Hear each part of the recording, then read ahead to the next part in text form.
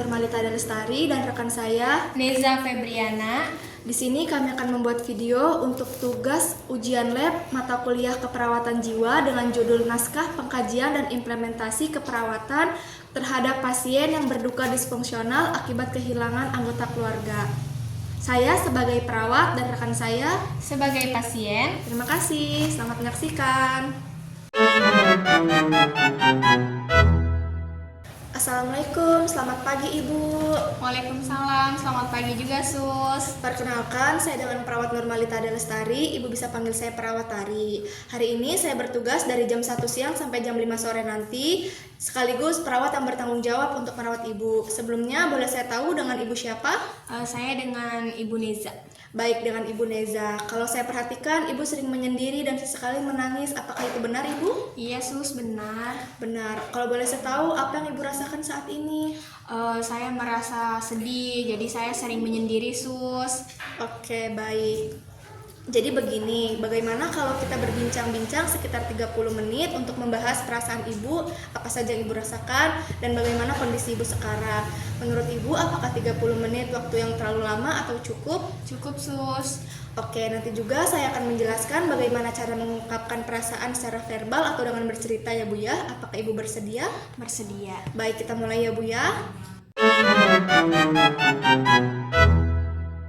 Tadi Ibu mengatakan sering menyendiri dan sesekali menangis karena sedih. Kalau boleh saya tahu, apa ya Bu yang menyebabkan Ibu merasa sedih? Jadi saya merasa sedih karena suami saya meninggal. Kalau boleh saya tahu, kira-kira suaminya meninggal kenapa ya Bu? Jadi 2 hari lalu suami saya meninggal karena kecelakaan.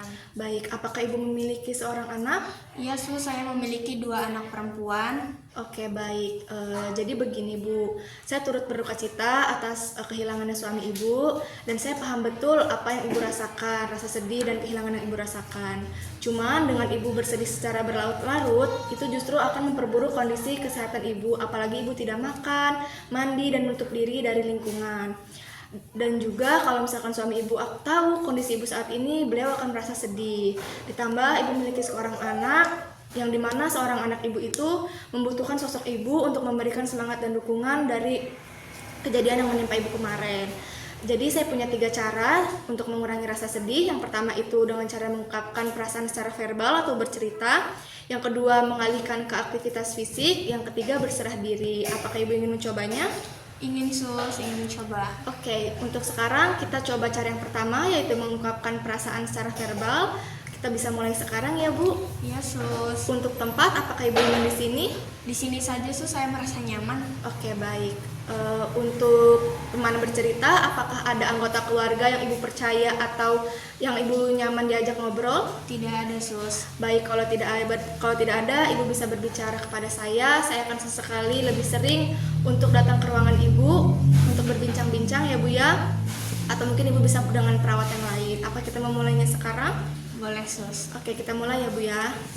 Baik, Ibu boleh ceritakan bagaimana kronologi suami Ibu?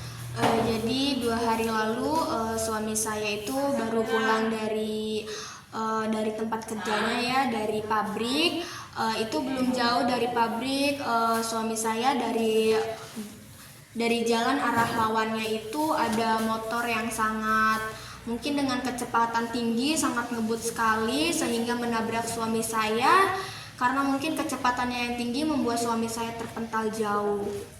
Oke, untuk jarak dari rumah Ibu ke tempat suami Ibu bekerja, apakah jauh Ibu?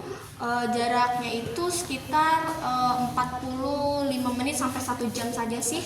Oke, baik. Apakah setelah kejadian itu suami Ibu sempat dibawa ke rumah sakit?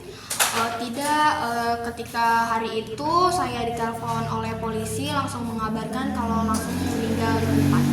Oke, baik. Apa perasaan Ibu setelah mengetahui atau dapat kabar dari kepolisian bahwa suami Ibu meninggal? Saya merasakan shock, saya tidak berdaya sekali. Bahkan untuk jalan saja saya saking lemasnya itu tidak bisa ya, shock. Itu saja saya langsung pakai mobil dibawanya. Oke, saya turut berduka cita ya Bu ya. Oke, baik. Apakah ada yang ingin diceritakan lagi Ibu? Tidak ada Sus, itu saja. Terima kasih, saya ingin beristirahat. Oke, baik. Kalau begitu kita tutup ceritanya hari ini. Mungkin bisa kita lanjut nanti ya. Baiklah Ibu, bagaimana perasaan Ibu setelah bercerita kepada saya? Saya merasakan hati saya tuh ngerasa plong, jadi saya mengeluarkan unek-unek yang selama ini 2 hari lalu saya pendam, rasa sedih yang saya pendam, jadi rasanya plong aja gitu sus. Oke, Ibu bisa menjelaskan kembali kepada saya apa manfaat dari kegiatan kita saat ini? Menurut saya kegiatan kita pada hari ini tuh membuat saya bisa mengekspresikan rasa sedih saya, rasa kekhawatiran saya terhadap hidup saya selanjutnya. Jadi saya merasa bisa mengekspresikan diri saya. Baik Ibu, bagus sekali Ibu bisa melakukan kegiatannya dengan benar. Bagaimana kalau besok pagi kita kontrak waktu lagi untuk cara yang kedua? Apakah Ibu bersedia? Bersedia sus. Baik, terima kasih atas kerjasamanya. Ibu sekarang boleh istirahat. Saya pamit dulu ya Bu ya. Wassalamualaikum warahmatullahi wabarakatuh. Waalaikumsalam. Baik, sekian video naskah dari kami.